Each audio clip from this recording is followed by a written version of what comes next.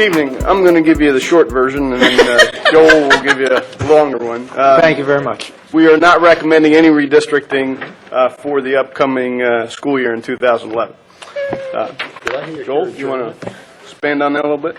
Music to my ears. Thank you for your patience and this late hour listening to this presentation. It is still June 10th. I just want to remind you. So I don't have to change my slide. Done with this. But just as a quick reminder, the feasibility study is our annual planning document. It gives us a chance to open up discussion on CIP options, redistricting plans, and considers the 2010 to 2022 period.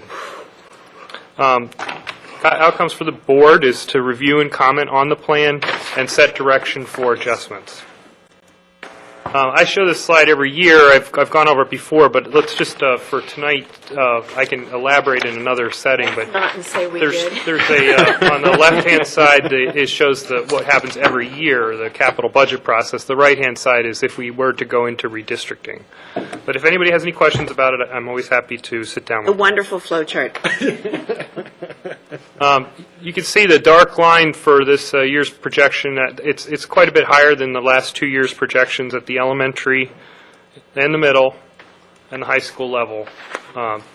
Overall, this is a higher projection. There are some schools where it's smaller. I can talk about that if there's specific questions. Ken's going to speak on this slide here. Yeah, one thing we have done, I think, a lot better in the last few years is tied together the capital projects as part of the process. And so as Joel scrolls through some of the projects that we're recommending as part of the feasibility study, most of these are already in progress. There's a couple changes. You'll see that Waverly is no longer in the 2012 recommendation. We're recommending that be pushed out to 2016 because of the growth patterns we're seeing. You also see that we are recommending a 100-seat addition at Stevens Forest as an alternate to the design, much like we've done at Thunder Hill, which you'll be seeing the So it's part of the renovation. So a combined renovation addition. Yes, that's right. And again, most of these are already in progress or in planning and tied together. They're very well with the overall redistricting scenarios that we've put together. And we're recommending redistricting at this point for 2012 in the southeastern region at the elementary level, in the northeastern region for 2013 at the elementary level, and at the middle school level, 2015 would basically be for the eastern part of the county, northeastern and southeastern regions, to open the new northeastern middle school. So let's take a look at the 2012 elementary redistricting. This is our basic point that we've talked about for a number of years. We want to use existing capacity that's in the west. We also want to take advantage of new capacity. We just looked at that slide before. We're going to be putting capacity at Hammond, so we want to take advantage of that capacity. So this redistricting plan would start out with an island that is currently assigned to Athelton and move it to Hammond. Would take an areas to the south of Skaggsville Road that are assigned to Gorman Crossing and Hammond and move them to Fulton, basically bringing the Fulton attending area to the east, and then removing parts of the Fulton attending area to schools that have capacity in the west, Pointers Run and Dayton Oaks. Now, in 2013, we need to open the new Northeastern Elementary School. This is a potential attending area for the new Northeastern Elementary School. Not specifically where the school is, we're just looking at the attending area. But let's just make sure you understand the schools that might be giving up attending area to make this school. Elkridge Elementary, we've talked about that for years as an area that needs relief, and particularly Bellows Spring Elementary. There's an island that's currently assigned to Waterloo Elementary and Deep Run.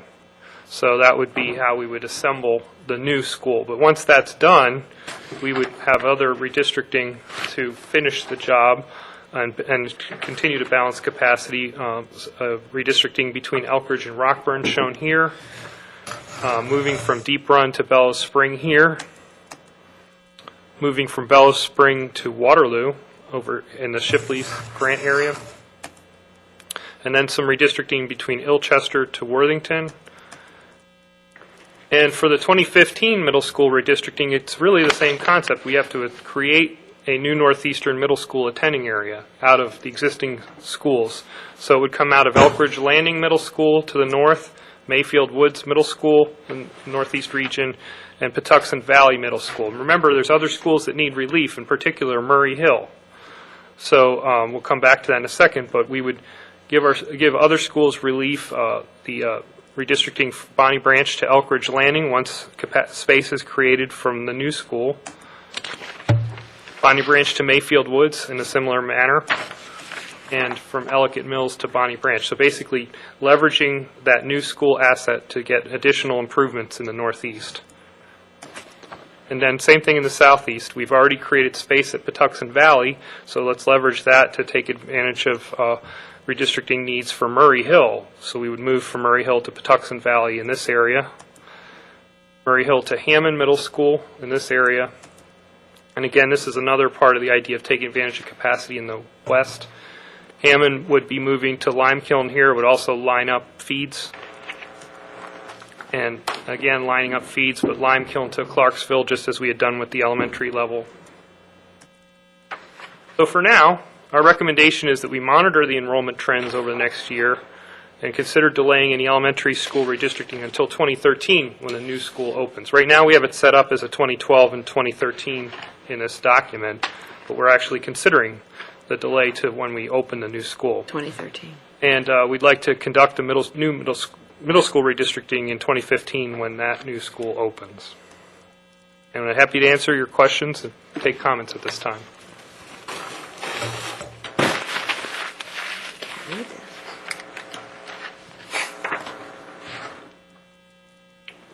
Oh, sorry, Mr. Dyer. I think Sandy had Oh, I'm Ms. sorry. French had her hand up first. Well, it's basically just a comment, a reinforcement that these are just staff concepts.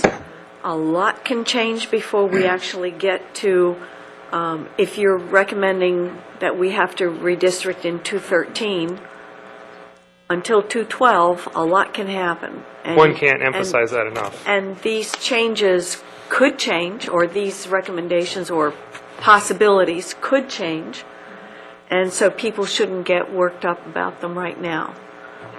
But I got to tell you, I heard an awful lot about this when I was at Ilchester for the simulated congressional hearing. Those students were right on it. They already knew about redistricting and about how we ought to have a town meeting because everybody should have a say. And they were applying it to the Constitution and their rights. It's out there already. But those fifth graders will be in, what, eighth grade by the time this might happen? So, yeah, and part of what's going on with that is I think we're working with the PTAs and we're working directly to help them to understand the feasibility studies because this is one forum, but sometimes it's easier for people to just go to one meeting. And so I think what the parents talk about around the dinner table, obviously the kids pick up, and that's great that they're becoming involved in the process. I'm sorry, Dr. Cousin. Okay. I just wanted to say what I say every year at this time, and that is, it's a feasibility study, and it's not etched in stone. One of the things that the feasibility study has allowed us to do over the years is, as Mr. Roy mentioned, was to closely align the capital budget and the capital improvement plan with the redistricting plans. And one of the most contentious and emotional things that we do is about redistricting. So we try to make sure that when we redistrict, we do it in a comprehensive way. And that's one of the reasons why we will study this for another year. And hopefully, we will do the redistricting in 2013 when the new school opens, because that is an obvious time to do the redistricting rather than doing it in 2 consecutive years. It used to be that we redistricted every year. I remember. And we've moved away from that concept, I think, to everyone's Gratitude. and joy, because it is a debilitating process for many who get involved in it, especially when you do it on such a frequent basis, you wind up moving the same kids more than once. So the feasibility study lets us have a very long-term look at when redistricting should be done ideally. But there are some issues that we have to face as a board as it concerns redistricting, and that is the continuing increases in enrollment in some schools, and some schools in the West in particular being greatly underutilized. And the board has set parameters of 90 to 110%, and the goal of the feasibility study, the capital improvement program, and redistricting is to bring schools as close to those parameters as possible. And we want to see, ideally, we want to see everything at 100%, but that won't happen. But 90% is the minimum that has been set by the board, and that happened after a long and lengthy discussion. So this document contains a lot of information, and it's not just about redistricting, but it's about the projections for the school system. And as was pointed out earlier, those projections seem to be increasing. I don't want to make a statement that was made by one of my colleagues some years ago that, we're out of the building program. There are a lot of things that will keep us in the building program. No one could have foreseen at the time that we were going to go to all-day kindergarten. Right. Or that we would be going through some of these other cycles where program also helps to dictate facility needs and so forth. So I just wanted to make those comments, and I wanted to thank Joel in particular and Ken and his staff for coming up with a document that is really a pragmatic approach to dealing with this emotional and difficult issue that we have to address. Mr. Aquino. The quote that Dr. Cousin alluded to earlier, I'm sure he's heard it a number of times, but the way it's indelibly etched into my brain, and I think it was, we're out of the business of building elementary schools because the county will be built out by, was it? It was 15 years ago. It was like, no, it was 20, was it 2010? 2010. This is- Dan and Rudder. It wasn't Rudder who said, no, Well, it he was, was saying well, we It would was- be at build-out in 2010. anyway. Then they built Ilchester, and then they, No. things change. I think have a much better handle on it today than we did 15 years ago. That's for sure. Well, but we're not growing at quite the same pace we did over the last 20 years. I mean, we were virtually building a school, Oh, I know. at least one school every year. And there was no other way. 20 years. You know. It's So, really interesting. Mr. Dyer. Yes. I guess I'm a little bit concerned about the higher projections, just how much that's going to affect things. And I guess I didn't hear anything about high schools and out in the east, out around the Elk Ridge area or something like that. Is that anywhere out there on the horizon? Well, in the document, there's a discussion of high school. In the document. I just didn't, I think, we've had a pretty long day here, but it is in the document. I'd be happy to follow up with any particular questions about high schools. In terms of the projection being higher, this is why we do a projection every year, so it gives us an opportunity to look at our methodology if necessary, but also just to look at the data. This is a bit of an unusual year, normally where we would have some schools over-projected and other schools under-projected about evenly. We tended to mostly under-project this past year, so that has brought the new projection higher. I can only infer why that happens, but but my inferences would be that it's been quite an economy, and so people are having difficulty changing out of mortgages. There's the private schools coming out of private schools, so survival ratios tend to be a lot higher. So that's to answer your first question. Thank you. Yeah. That's right. Mrs. French. We do have to mention the fact of the the SBRs and the MMRs, or whatever you call them, MBRs, and is it possible for you to just send us a note as to the actual year for the SBRs, the septic, when they were first created, on page 11? When we first started using Well, sequencing when batch they were- reactor technology, Well, for each one that's on the chart on page 11, Okay. what is the date, so that we keep the historical record of how old these are? When the initial operation of each one. Yes, thank you. Yeah. Yeah, we Thank can you, update Mr. that Broad. table. Because it is important to note that we still have 3 schools with septic, and one we're working on, Folly Quarter, which seems like a brand-new school, needs to have improvement based upon the new requirements. And so we already have money for that. And then there's we're going to have to look at not just West Friendship, but also Manor Woods with, in other words, it should be in the document for people to be aware of. Right.